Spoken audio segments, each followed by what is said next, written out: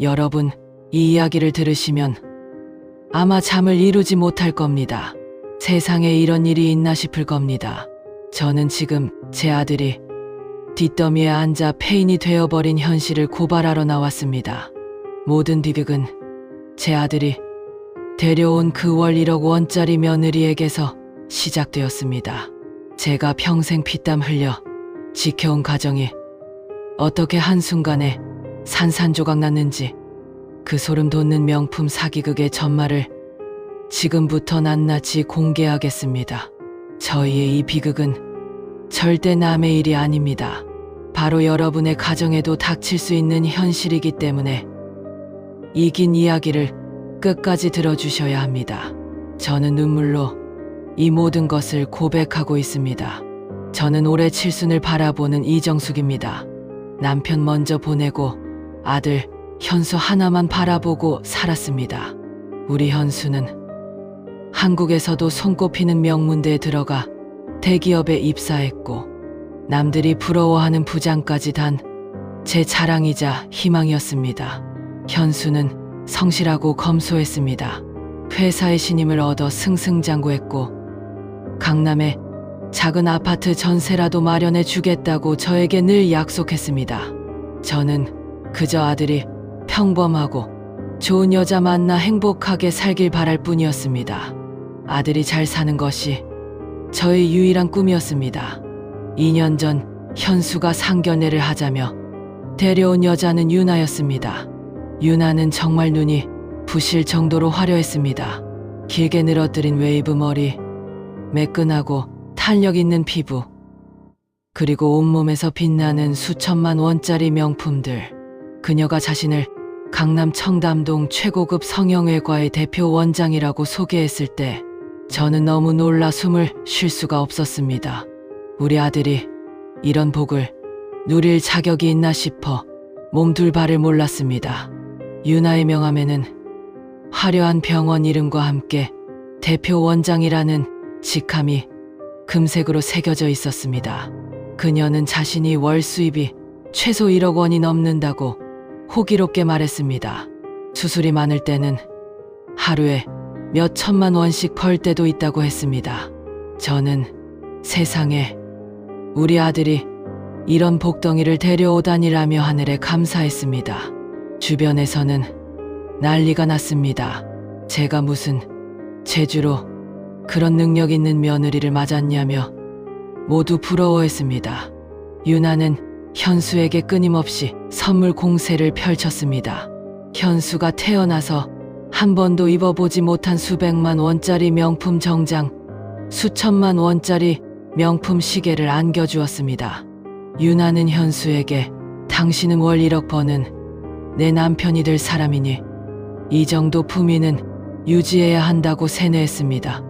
검소했던 우리 아들은 유나의 화려한 세계에 완전히 매료되어 마치 다른 사람이 되어가는 것 같았습니다. 유나의 말이 곧 진리라고 믿었습니다. 결혼을 앞두고 유나는 현수에게 터무니없는 요구를 했습니다. 청담동 쪽 펜트하우스 급 아파트가 필요해요. 저 같은 원장이 일반 아파트에 살면 환자들이 우리 병원의 급을 믿지 않아요. 현수는 고민도 하지 않았습니다. 결국 현수는 본인의 전 재산과 회사 대출, 심지어 제가 평생 모아둔 노후 자금 일부까지 끌어모아 강남의 최고급 주상복합 아파트를 무리하게 대출받아 마련했습니다. 현수는 그저 유나가 원하는 대로 다 해주었습니다. 아들의 얼굴은 행복해 보였지만 저는 가슴 한켠이 불안했습니다. 너무 과분한 결혼이었으니까요. 결혼식은 초호화 그 자체였습니다. 신부 대기실에는 기자들까지 와서 취재를 한다고 부산을 떨었습니다. 유나가 입은 웨딩드레스와 예물 비용은 상상을 초월했습니다. 저는 그때 알았습니다. 이 며느리는 돈을 물쓰듯 쓰는 사람이라는 것을. 하지만 저는 능력이 있으니 괜찮겠지라며 스스로를 위로했습니다. 그때 제가 아들을 막았어야 했는데 말입니다. 결혼 후 2년 며느리의 사치스러운 생활은 상상을 초월했습니다. 유나는 한 달에 명품 가방을 두세 개씩 새로 사들였고 유럽 왕복 항공권은 무조건 1등석을 고집했습니다. 최고급 스포츠카도 몇 달 만에 실증 났다며 다른 모델로 바꿨습니다. 대기업 부장 월급으로는 감당이 안 될 액수였습니다. 문제는 유나가 월 1억 원을 번다면서도 현수에게 계속 돈을 요구했다는 것입니다. 병원에 새로운 초고가 레이저 장비를 들여야 해서 급전이 필요해. 당신이 회사에서 비상금을 좀 빼줘. 이번 달 세무조사 때문에 현금이 묶였어. 당신 월급과 보너스를 모두 1위로 넣어줘. 유나는 현수의 월급 전부를 가져갔습니다.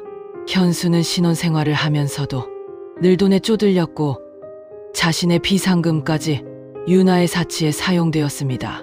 그는 결혼 전 제가 준 용돈까지도 유나에게 바쳤다고 나중에야 고백했습니다. 이상한 점은 한두 가지가 아니었습니다.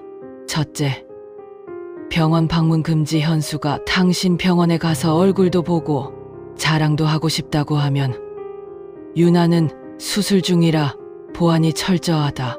우리 병원은 VIP 연예인 환자들만 받는다며 절대 오지 못하게 막았습니다. 현수가 전화를 걸면 항상 지금 수술 중이니 끊어 하고 퉁명스럽게 끊었습니다. 심지어 유나가 병원을 나설 때도 차 안에서 전화를 하거나 외부 주차장에서만 현수를 만났습니다. 둘째, 의사 친구가 없다. 유나의 주변에는 동료 의사 친구가 단 한 명도 없었습니다. 모든 친구들은 유나처럼 화려한 명품을 두른 부잣집 사모님들이거나 유나의 사치스러운 생활을 부러워하는 사람들이었습니다. 의사들끼리 하는 학술 모임이나 골프 모임 이야기는 단 한 번도 꺼낸 적이 없었습니다. 유나가 하는 이야기는 오직 명품과 여행, 그리고 돈이 이야기뿐이었습니다. 셋째, 알 수 없는 출장과 외박. 유나는 수시로 해외 의료 세미나에 간다. VIP 환자 전담 관리 때문에 출장 간다며 며칠씩 집을 비웠습니다. 현수가 세미나 일정을 물어보면 기밀사항이라며 짜증을 냈습니다. 현수는 이 모든 것을 성공한 전문직 아내의 비밀스러운 삶이라고 합리화했습니다. 저는 아들에게 심각하게 따져 물었습니다. 월 1억 원 번다는 며느리가 왜 자네에게까지 돈을 빌리는 건가? 혹시 병원 운영에 문제가 있는 것 아닌가? 엄마가 가서 한번 확인해 보자. 현수는 제 말을 귓등으로도 듣지 않았습니다. 엄마, 유나는 저를 사랑해요. 잠깐 유동성 위기예요. 곧 저에게도 병원 지분을 투자해주고 저를 병원 이사로 만들어줄 거예요. 걱정 마세요. 엄마, 노후도 저희가 책임질게요. 아들은 사랑에 눈이 멀어 유나의 터무니없는 달콤한 말들을 굳게 믿었습니다. 현수는 유나의 사치스러운 생활을 유지해주기 위해 자신의 모든 것을 희생하기 시작했습니다. 대기업 부장이라는 지위가 무색하게 현수는 회사 동료들에게까지 돈을 빌리기 시작했습니다.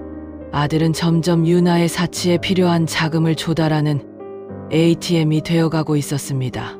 저는 밤마다 아들을 위해 기도했지만 이미 아들은 며느리의 늪에 깊이 빠져 허우적거리고 있었습니다. 결혼 2주년 기념일이 지난 어느 날 새벽, 현수에게 낯선 번호로 전화 한 통이 걸려왔습니다. 발신자는 자신을 유나에게 사기를 당했던 옛 동업자라고 밝혔습니다. 남자는 현수에게 충격적인 경고를 날렸습니다. 현수 씨, 정신 차리세요. 유나는 성형외과 원장이 아니에요. 아니, 심지어 의대에 간 적도 없는 가짜 의사입니다. 제가 유나 때문에 모든 것을 잃었어요. 이대로 당하고 계시면 현수 씨도 모든 걸 잃게 될 겁니다. 현수는 처음에는 분노하며 그 남자를 질투심에 사로잡힌 미치광이 취급했습니다. 하지만 남자는 결정적인 증거를 보냈습니다. 바로 유나가 졸업했다는 의과대학에 직접 확인한 공문서였습니다. 그 공문서에는 유나가 해당 대학에 입학한 기록 자체가 없다고 명확히 적혀 있었습니다. 유나는 단지 병원에서 상담실장 역할을 했었을 뿐이었습니다. 현수는 충격에 휩싸여 유나에게 조용히 진실을 요구했습니다. 유나는 예상대로 처음에는 저를 질투하는 악의적인 소문이다며 눈물과 함께 울고불고 연기를 펼쳤습니다.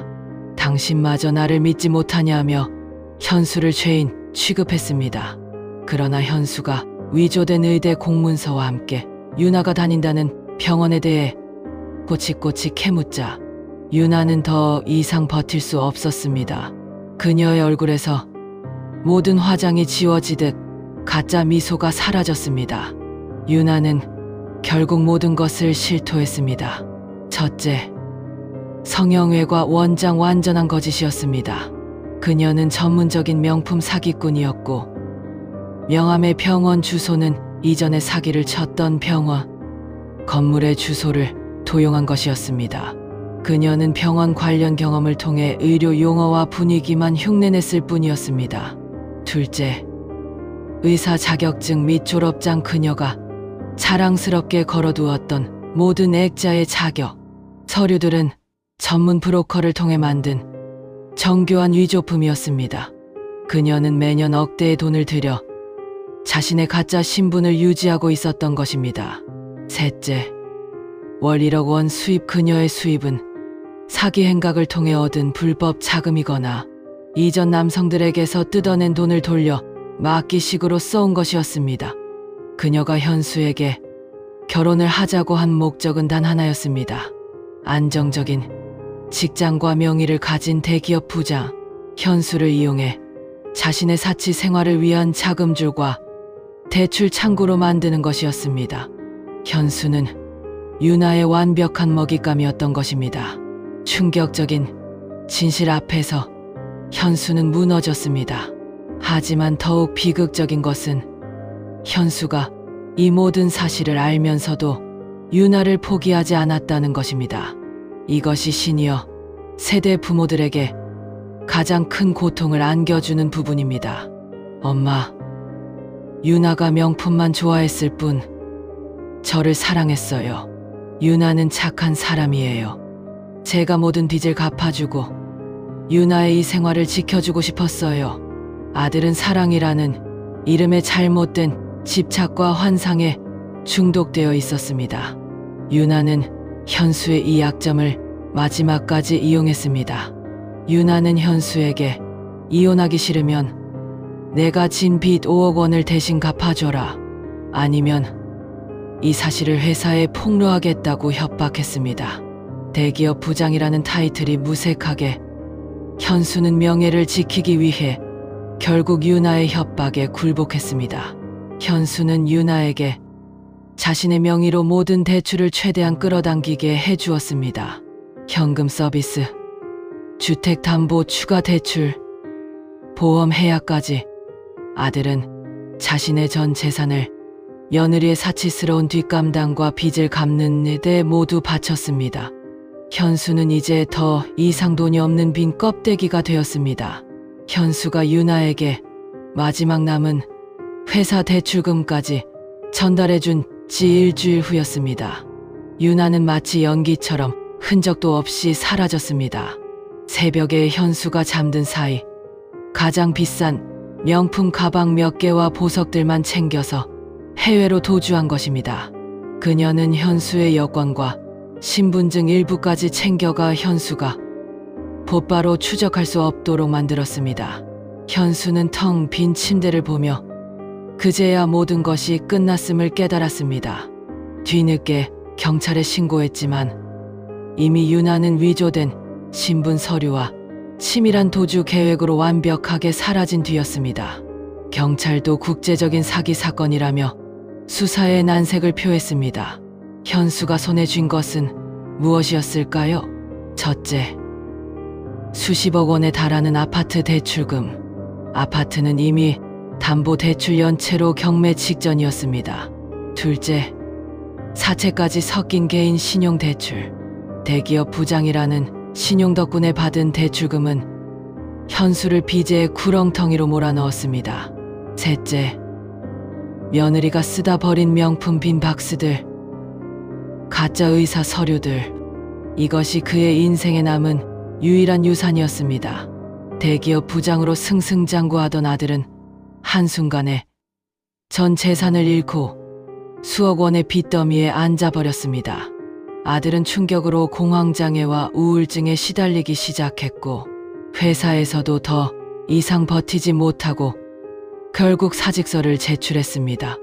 매일 술로 세월을 보내는 아들의 눈빛은 이미 삶의 희망을 잃어버린 폐인이었습니다. 저는 지금 눈앞이 캄캄합니다. 월 1억 원을 번다던 금쪽 같은 며느리 덕분에 노후 자금까지 날렸고 아들은 파멸했습니다. 아들은 아직도 유나를 미워하지 못하고 그 여자가 나를 조금이라도 사랑했을까요? 그 명품들은 진짜였을까요? 라고 묻습니다. 저는 그저 통곡할 뿐입니다. 저는 이 비극을 세상에 알리고 싶었습니다. 화려한 직업과 명품으로 포장된 사람의 겉모습이 얼마나 무서운 사기극을 감출 수 있는지, 그리고 사랑이라는 이름 아래 벌어진 잘못된 집착이 어떻게 한 사람의 인생을 나락으로 떨어뜨릴 수 있는지 모두가 알아야 합니다. 이 이야기를 듣는 모든 시니어 세대 부모님께 간절히 호소합니다. 자식의 배우자를 볼 때 겉모습과 돈이 아닌 그 사람의 인성과 진실성을 보십시오. 명품으로 포장된 사기꾼의 덫은 우리의 소중한 가정을 한순간에 무너뜨릴 수 있습니다. 저와 제 아들의 비극이 여러분에게는 일어나지 않기를 간절히 바랍니다. 이 모든 것이 끝난 후 제가 아들을 위해 해줄 수 있는 것은 빚을 갚기 위해 다시 새벽같이 일터로 나가는 것밖에는 없다는 사실이 저를 더욱 철망스럽게 합니다. 유나는 해외로 도피했지만 남겨진 수십억 원의 빚은 모두 아들 현수의 몫입니다. 아파트는 곧 경매로 넘어갈 것이고 우리는 남은 전세금조차 건지기 힘들 것입니다. 아들은 이혼 소송과 함께 채무자 신세로 전락했습니다. 저는 오늘도 아들의 폐허가 된 방을 바라보며 저를 속이고 떠난 그 악마 같은 며느리의 두 얼굴을 곱씹습니다. 우리의 이야기는 아직 끝나지 않았습니다. 이 지독한 빚의 굴레에서 어떻게든 벗어나기 위해 저는 오늘도 싸우고 있습니다. 이 영상을 보시는 분들만이라도 부디 현명한 선택을 하시길 바랍니다.